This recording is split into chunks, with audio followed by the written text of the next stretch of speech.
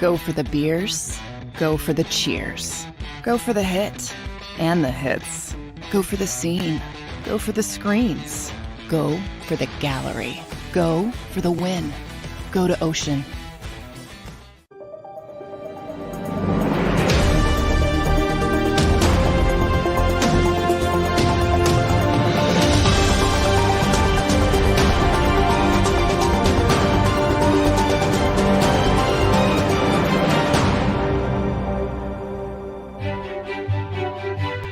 Well, hey everybody! Welcome into the Phillies Postgame show. My name is Marc Farzetta, and what a day off! What a difference a day off makes, huh? Phillies snapped a 6-game losing streak. You got Kyle Schwarber all of a sudden batting the 5 holes tonight. What's this afternoon? Whose idea was that? It wasn't this show's idea. No way. Anyway, welcome in. Couldn't be more excited to come to you guys after a Phillies victory, after Schwarber gets off the schneid, the Phillies get off the schneid, we all get off the schneid, we all feel pretty good about Philadelphia Phillies baseball, at least for today. Wills. Yeah, well, guess what? We get to feel like this tomorrow because they're not playing tomorrow. So they have an off day tomorrow before a brief 2-game home series with the Toronto Blue Jays. But first, let me tell you that you can win and save this baseball season with our friends from Colony Pools and Power Washing. Let the experts get rid of that ugly green algae and mold off your roof, off your siding, and off your deck. Service Delaware, Delco, and Chester counties. Call them today at 302-762-2250. That's 302-762-2250. Yes, I began Friday's show with being done with Kyle Schwarber in the leadoff spot. I obviously don't want him batting third. Bryce Harper's back now, and he just hit his first home run just yesterday. And I don't the person that should be batting third, it's not even a question, is without question, of course, is Bryce Harper. So where does Kyle Schwarber go? As I told you guys on Friday, I wanted him, beyond the shadow of a doubt, to be batting fifth in this lineup. I thought that was the perfect spot for him. When you have guys that don't have strong batting averages or on-base percentages, but they are bombers, put him in that 5-hole, give Nick Castellanos some protection in that lineup, and see what he could do. So what happens today? He breaks out in this ball game. Going into this game, he was 0 for his last 20 with 8 strikeouts. In this game, it got as bad as 0 for 21 with 9 strikeouts. Then he's got a little RBI single for himself early in the ball game, and then helps cap things up for the Phils with a blast of a home run to give the Phillies a 4-1 lead. A 434-foot shot to right field, deep right field into the upper deck, maybe 2 rows into the upper deck. So that was a sight for sore eyes when it came to Kyle Schwarber and what he could bring to the plate for the Philadelphia Phillies. Loved seeing that. And then wouldn't you know it, later in the ball game, they have a base open, they have first base open, they decide intentional walk, wave the 4 fingers. He trots on down the first base. They get a bases loaded situation there, all because Kyle Schwarber seems to be hitting again. And the Phillies, of course, the Red Sox did not want to face the wrath of Kyle Schwarber in that situation. It's quite a difference. A little different spot in the lineup makes you. Leadoff man being asked to do too much for a guy that's batting sub 200. For a guy that's on pace for a damn near 200 strikeout season. Again, by the way, as great as it was for Kyle Schwarber to hit as many home runs as he did last year, the 46 home runs, people also forget the fact that he struck out more than ever in his career last year, career high in strikeouts.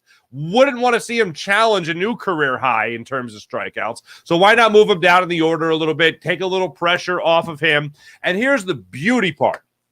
When you look at a 5-hole hitter in this league, oftentimes you're not looking at a guy that gets great protection. But after him, you have JT Realmuto. You have Alec Boehm, who's hit a bit of a bump in the road here. But you have protection down there in the order to also protect your 5-hole hitter. So he's not just always a free pass. Today, not the best example of that because they did intentionally walk him, as I said, late in the ball game. JT Realmuto steps up to the plate after that and helped the Phillies. But it's a situation where in this lineup, because of Realmuto, because of Alec Boehm, you're going to have guys that can still get on base, guys that can still drive the ball into the gaps, and in a guy like JT Realmuto's case, still a guy that can hit with some pop and hit some home runs in that spot in the order when he's batting 6th, for instance, in this order. For me, I think it makes a world of difference. And it's not just because of the struggles of Kyle Schwarber and how much he has had a lot of issues this season. But really what it goes to show more than anything, and what it's ultimately a testament to, is how good Bryson Stott is as a leadoff hitter. I mean, you saw today, he had a 12-pitch at bat. He ended up lining out there to right field, but this guy will see pitches. He can drive the ball into the gaps. He's got good speed. He'll get on base, and obviously he can hit for average as well. So it's not just the fact that Kyle Schwarber is like terrible all of a sudden, because numbers, of course, dating back to, or looking back at last year, are going to be very similar. At least that's what the projections are in the early goings of this year. But you have a guy that is unquestionably the number one guy, the best guy for the leadoff spot in this order is Bryson Stott. And then to see a guy like Trey Turner. Hey, look, we talked about this in the Astros series when he was really struggling. He had to talk about making adjustments. He had to do that pregame interview on ESPN talking about making adjustments. He did the interview on Apple TV Plus about making adjustments and what it means to a hitter to make those adjustments and to watch tape and talk to Kevin Long and all that. He was getting bloop singles. He got 2 bloop singles in back-to-back games for the Houston Astros. And I thought, okay, you know what? It's definitely not him driving the ball. It's not extra base hits. It's certainly not home runs. But just getting on base in those situations, being able to look at the stat sheet after the game, look at the box score, and at least know you walked away with a hit. Now, I'm not playing my best. I'm not playing great. I'm not hitting great, but I'm still hitting. That's got to be a nice little confidence booster for him. And then he starts to figure things out a little bit more in the Dodgers series. Unfortunately, the Phillies did not, but he was still hitting. Comes into this series with the Red Sox. He's still hitting. Hit again last night with another home run. He got another hit today. So this, to me, is the Trey Turner that we're going to be seeing for, I think, the vast majority of this season. Also, going back to what I said on Friday night's show, is that this is a Phillies team that when you look at Kyle Schwarber or you look at Trey Turner, these are 2 guys that you know have a better brand of baseball in them, especially Trey Turner, who has far more consistency in terms of hitting and getting on base and stealing bases and hit with a little bit of pop as well. That guy has a much better track record in terms of consistency. What he does in his career is what he does for the vast majority of his career. And I would find it very hard to believe that a guy that hit as well as he did last year for the LA Dodgers, for instance, would all of a sudden come into here and only be a 260 hitter. Not going to happen. My expectation for Trey Turner this year is at least by season's end, a 290, 300 hitter, at least 290 to 300 hitter. That's what I'm expecting from him. And as the season goes on, as he gets more comfortable, in his clubhouse, in the city, with Citizens Bank Park, whatever, as he settles in here in Philadelphia, I expect his numbers to continue to climb. And look at this, what, a 7-game hitting streak now for Trey Turner? Not too shabby. Plenty more of that. Please and thank you. Now, obviously, with Bryce Harper in this lineup as well, I'm talking about 1, 2, and 3. Your 1, 2, and 3 hitters are pitchers do not want to see them in the early goings of ball games. That's not exactly how you want to start off against a guy like Trey Turner, against a guy like Bryson Stott, and a guy like Bryce Harper. That's a hell of a 1, 2, 3 punch. And then anybody like that gets on base, you only got a guy with 13 doubles on the season, Nick Castellanos, who can also drive the ball. So this is a one hell of a 1, 2, 3, 4 punch when you really think about it. And now with Kyle Schwarber being in a position in this batting order that can really help him and he can really help the Phils, and no better example than today's game. Oh, there's going to be a lot of good times ahead, I think, for this Phillies lineup. Taijuan Walker had a phenomenal game today. He was getting guys looking. He was throwing a sinker for strikes consistently. He was keeping guys guessing in the batter's box there. He was really helping him, really having him stay off balance as well. This was his best start as a Philly. He allows just 1 earned run on 3 hits. He strikes out 6. The 1 run, of course, was the home run, unfortunately. 85 pitches through 6 innings of work. And I thought it was interesting that they used Alvarado at the point that they used him at in this game. I thought that they used him early there in that 7th inning where he came in. But you have 3 straight lefties up there. You get the lefty-lefty matchup from your left-handed pitcher, Jose Alvarado. He goes in. He deals. He allows just 1 hit in his 1 inning of work. And then you hand the ball to the recently re-anointed bullpen arm of Matt Strahm, who, of course, is in a situation where he can give you more than just 1 inning. And, oh, yeah, he can give you more than just an up-down as a relief pitcher. He goes down, gets up, goes down, gets up, gives you 2 scoreless innings of work. He only allows 1 hit and strikes out 3 in his 2 scoreless innings. That was a beautiful thing today to see from the Phillies' arms, to have a starting pitcher pitch the way he did in Taijuan Walker. And by the way, 85 of his pitches, 85 pitches, 75 of those for strikes, lowers the ERA to below 6 now. So that's trending in the right direction as well. We can talk about Schwarber, we can talk about Turner. Both trending in the right direction. We can certainly say the same thing about Taijuan Walker, especially after an 8 earned run performance against the Dodgers earlier in the week.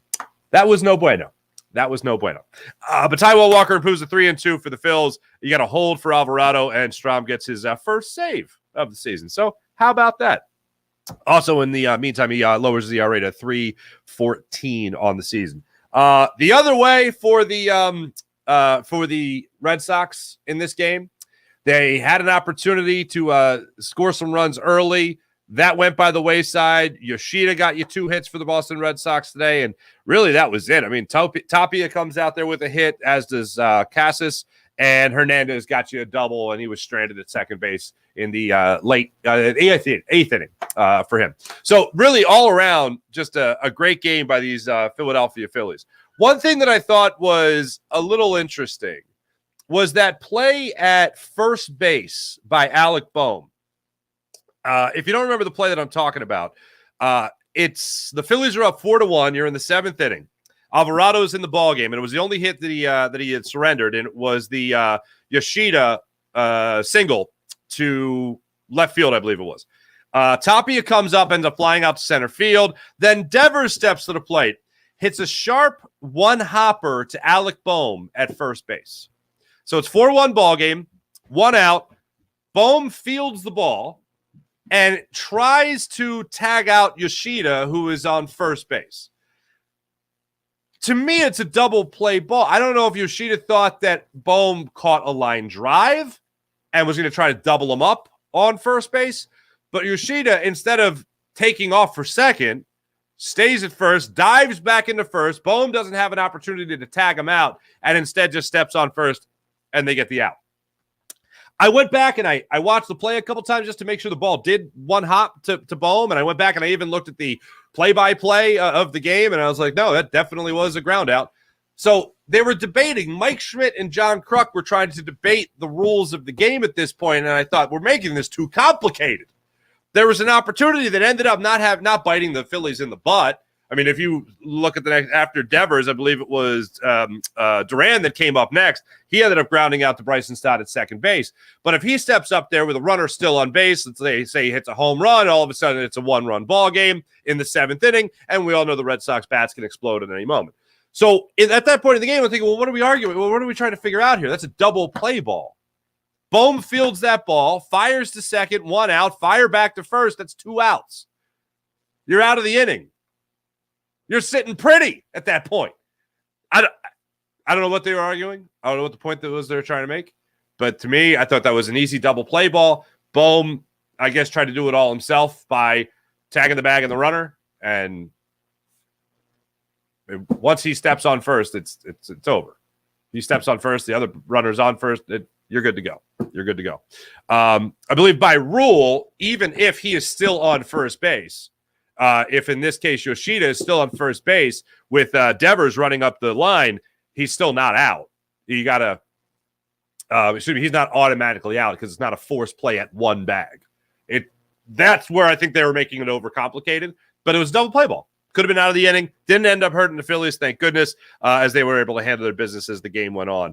I mentioned the Schwarber walk in the 8th inning when he got the intentional walk. Guthrie ends up going into pinch run for him. That's when JT Realmuto helped cash in with the 5th and 6th runs of the ball game for the Phillies with his 2-run single to left field, and then Bohm ended up ending things with a ground out to shortstop. After dropping 2 or 3, after dropping 6 in a row, I don't feel great about the Phillies, and I shouldn't feel great about the Phillies.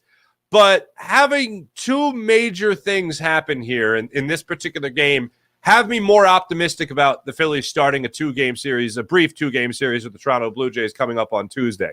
And the number one thing is, as I pointed out many times already, is Kyle Schwarber being in the 5-hole. That's exactly where he should be. I think that's the most beneficial spot Would love to see him DH or play first, because the right field thing, that's bad. That's very, very bad. And going back and watching last night's game earlier today, when I got back from the wedding I was at last night in Baltimore, I just was watching Schwarber in left field, and there's no way. There's just no way this guy can. Every ounce of the liability we thought he'd be, he has been so far this season in the field. He is a self-admitted not a first baseman, so the DH is the best possible spot for him. But if he's not going to DH, obviously with Bryce Harper, and he's not going to play first because you like what Sosa's doing for you at the plate as a third baseman, and Bohm is obviously playing his role at first base, then you're not going to have him play first, and you're not going to have him do anything but play right field at this point. Maybe when you have Bryce Harper take a day off or whatever, maybe he learns first base. Maybe all that works out and he actually comes to fruition, and then maybe you can have Kyle Schwarber as a designated hitter. But Kyle Schwarber batting fifth is great. That's a wonderful thing. It makes me feel confident about the Phillies going forward. On top of that, Matt Strahm being the bullpen arm now that he was acquired to be is fantastic. Because think about this. Let's say Zach Wheeler, and I know this isn't tough to imagine for a lot of people. Let's say Zach Wheeler. Let's say Aaron Nola. Let's even say a guy that was great today in Taijuan Walker or Bailey Falter. Let's say that these guys are Ranger Suarez, right? Let's say that they're struggling. They're only giving you 4 or 5 innings, and now you have a guy in the bullpen that has spent the majority of this season as a starter, and now he's back in the pen to give you maybe 2 innings, maybe 3 innings, as he's stretched out enough to give you 5 or 6, and he's now going to come on in relief. And you need an emergency, in case of emergency, break glass. Behind that glass is Matt Strahm. And know what he's trying to do? So they're trying to help you eat innings. And that's what he can do for you now coming out of the bullpen. So these are 2 things that with Schwarber, it's an adjustment. With Strahm, it's a I don't even want to call it a victim, but it's a product of circumstance is what I'll say. But there are 2 things that I think can greatly help the Phillies as the season goes on. And we're all waiting for that breakthrough moment. I know a lot of us thought that this team got there with winning 2 of 3 against the Houston Astros. But unfortunately, that game 3 was the beginning of that 6-game losing streak for the Phils. And seeing them be able to bounce back in the way that they were able to do it today was fantastic. To go through the game and its entirety, you look at the way this game started out, and it was just cruise control. It was like that first inning was a great sign for Taijuan Walker. And I know he got Verdugo to strike out to start things off. Then Yoshida got a hit for the Red Sox. Then you had the pickoff move by Taijuan Walker where they're able to get Yoshida picked off at first base. Then Tapia steps up. He ends up flying out to left field. Stott, Turner, Harper, unfortunately, go to a 1-2-3 in the bottom of the first inning. Then you get a 1-2-3 inning from Walker in the second inning. Bottom of the second inning, Castellanos starts off with a strikeout. Schwarber starts off with a strikeout. He goes to that 0 for 21 with 9 strikeouts. Real Muto gets a hit. He ends up stealing second. They review it and decide that he was safe originally. They did call him out. He was out. It was overturned. That ended the inning. Then again, another 1-2-3 inning for Walker in the third inning. Bohm steps up in the bottom of the third. He grounds out to the shortstop. Marsh flies out to center. Sosa ends up popping out to shortstop, to the shortstop. So now you're still looking for hits. You're looking for runs, and we're going into the fourth inning. Fourth inning, beautiful pitch against Verdugo. You have Taijuan Walker out there, throws a sinker, catches Verdugo looking. You're down now 1 out in the inning. Yoshida steps up there, grounds out to the shortstop. Tapia gets the single to right field. Then Walker steps up, and unfortunately during that at-bat for the Red Sox, Tapia gets thrown out by the best catcher in baseball, JT Real Muto. Tapia gets caught stealing. Then in the bottom of the fourth is when the Phillies started to do some damage.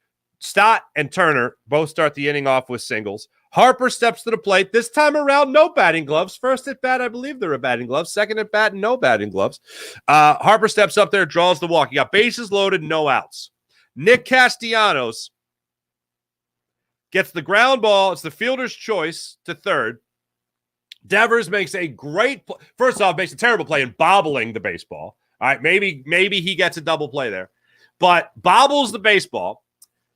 Castellanos safe at first. A run scores, but it could have been a lot worse. Stott scores on the play. Turner gets tagged out going from second to third. This play was a great play by Devers after he made the mistake. It was a great way to stay with the play. And instead of trying to beat Turner to the bag, realized he wasn't going to beat Turner to the bag for the force out. And instead, he jumps on Turner and tags him out. So now you got one out in the inning. Stott scores on the play. Now you got first and second with one out. Schwarber steps up there with the RBI single. Now it's 2-0 Phillies. Real Muto and Bohm both make outs. Phillies then settle down, as do the Red Sox. You get the one home run by Casas in the fifth inning. So now it's 2-1. They get the one run back in the sixth inning. After a 1-2-3 top of the sixth, the Phillies come back there in the bottom of the sixth inning with the Kyle Schwarber 2-run home run, 434 feet to right field in the second deck. Phillies go up 4-1 in that instance. The man who was on base for the Phillies was Bryce Harper, who got a hit in the ball game tonight. Then in the seventh inning, Phillies are cruising. Eighth inning, Phillies are cruising. They had the 2-run single there from JT Realmuto, go up 6-1. And that was all she wrote for this baseball game today. I know there's a lot going on in the Philadelphia sports scene, so we won't take up a lot of your time today. But I do, of all the things that could have happened today, you could have just continued to feel down in the dumps about the way the Phillies are playing. It's a matter of having to make adjustments to know you're going to get the absolute most out of this lineup. It's going to be a while before you can see a guy like Bryce Harper be out there at first base and see a guy like Kyle Schwarber as your designated hitter, see somebody else out there in left field.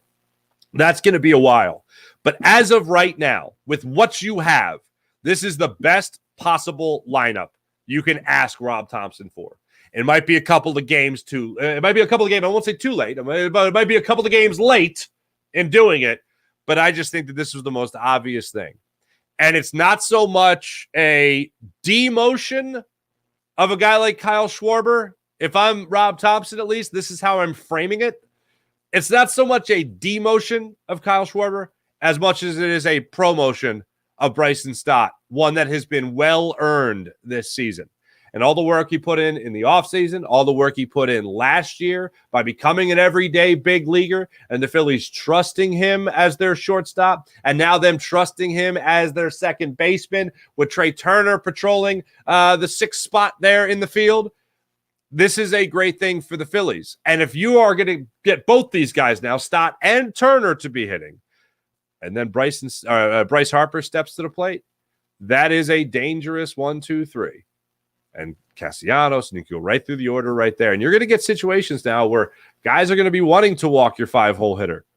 And they're going to be issuing him the free pass. And now JT Realmuto is going to get opportunities there to spring into action.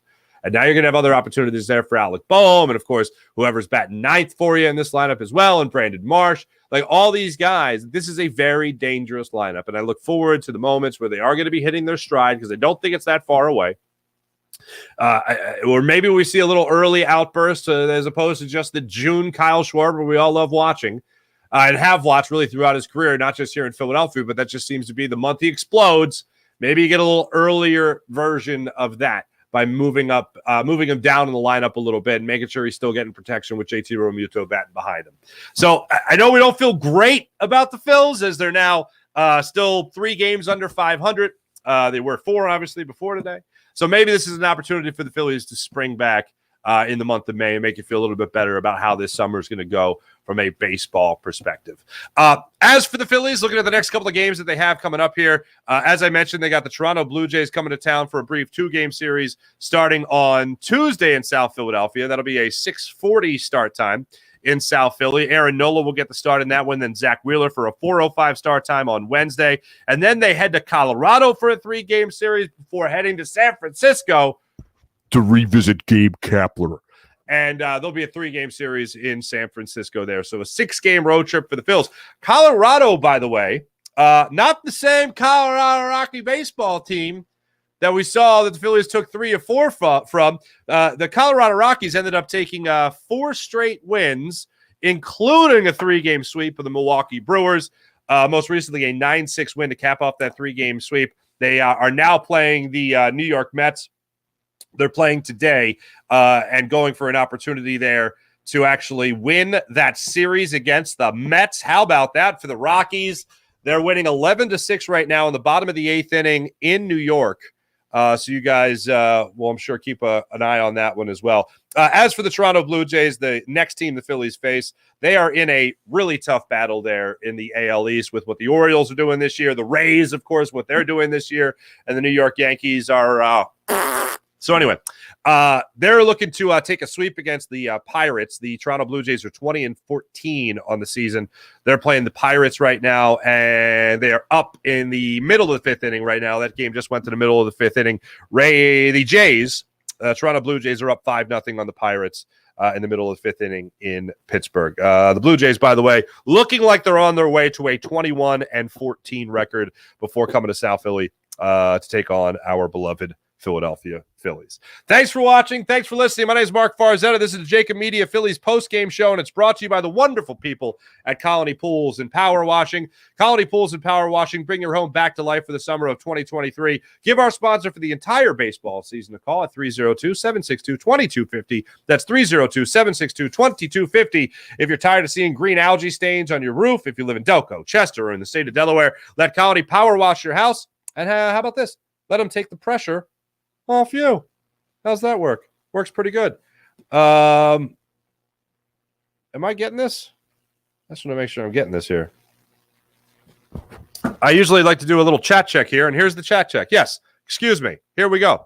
Afternoon, Farzi. Thank you, Go Sixers. Ari, what's up, Ari? Just be happy you aren't a Cardinals fan. When's football season start? Not soon enough. I agree. Ari, this isn't McMullen here. Go Sixers. Come on. Zach Hine, what's up? Rob better not touch the lineup. Don't care if Kyle went 5 for 5 with 5 bombs. He can't lead off. I concur, Zach. I concur. Ari Stein, same haircut? Who's got the same haircut? Anyway. Also nice to see Rob call BS on Tapia's foul tip. Need more fire from him. Thompson has been overthinking it all season. I think it's one of these things where there's a loyalty to these guys when they help get you to a championship series, when they help get you an NL pennant, when they get you to a World Series. Obviously, there's a loyalty factor of like, well, maybe I should exhaust every resource before I really discount Kyle Schwarber as a leadoff hitter. And I am not going with any inside information here. I don't know if there's some kind of handshake deal that Schwarber was going to bat third while Harper was out, and that they were going to have Stott, Turner, and Schwarber as the 1, 2, 3 guys. And then when Harper comes back, Schwarber goes back to the top of the lineup. I don't know. But if that was the case, it didn't work. Schwarber is the best possible spot in the 5 spot for the Phillies. 8 game isn't the end of the world. Early on, not ideal, but not the end of the world. I concur. Do you guys think we're playing for a wild card already? I'm not sure. The Braves lost an 8-game lead. I do think they're playing for the wild card. This Phillies team is going to the playoffs. I still believe this Phillies team is going to the playoffs, but I don't think they're winning the division. I'd love to think they're going to win the division, but I don't think they're going to win the division. I think they're going to win the wild card. I don't think it's going to be the last. I don't think it's going to be the final wild card spot. But that's where I am right now on the Phillies. Ari side, McMullen and Farzi. Sorry, bad joke. Oh, we have the same haircut. Yes, we do. Although I have the full beard. He's just got the goatee. Come to think of it. Anyway, thanks to everybody in the chat. You guys are great as per usual. I'm going to go flip on the Sixers game now. Have a great rest of your day, everybody. Be back with you guys on the JAKIB Media YouTube channel tomorrow for the Farzi Show, as well as the Farzi Show YouTube channel. They'll be back with you guys for the Phillies post-game show Tuesday night after the 6:40 start time with Aaron Nola on the bump for the Phillies when they open up that brief 2-game set against the Toronto Blue Jays. Alex Schmidt produced the program, did a wonderful job as per usual. My name is Marc Farzetta. See you guys tomorrow morning on the JAKIB Media YouTube channel. See you guys.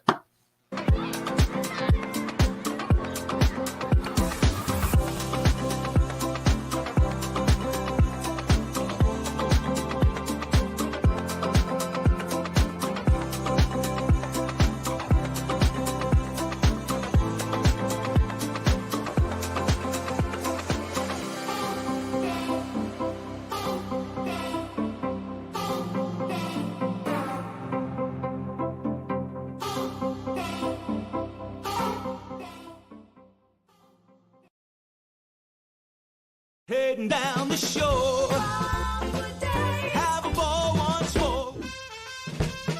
Here, imaginations run wild and time stands still. Because here, you can find the best of the Jersey Shore, all on one 5-mile island. So leave the old you behind and get lost in the woods. Wild, wild, wildwood days.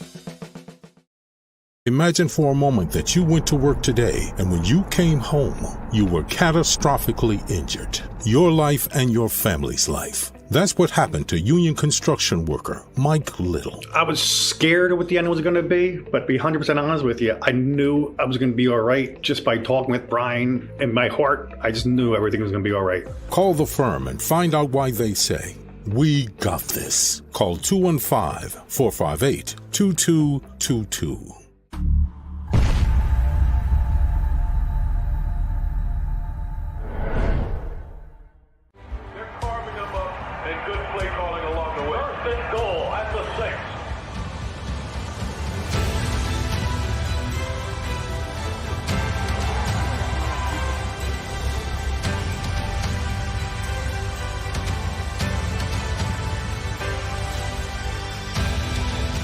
Field of life, First Trust Bank is there for you. Champions on 3. 1, 2, 3. Because Philadelphia dreams deserve a Philadelphia bank. Go to get your game on. Go for the beers. Go for the cheers.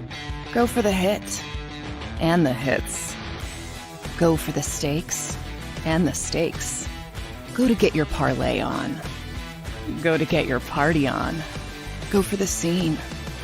Go for the screens. Go for the gallery. Go for the win. Go to Ocean. Visit theoceanac.com to plan your visit.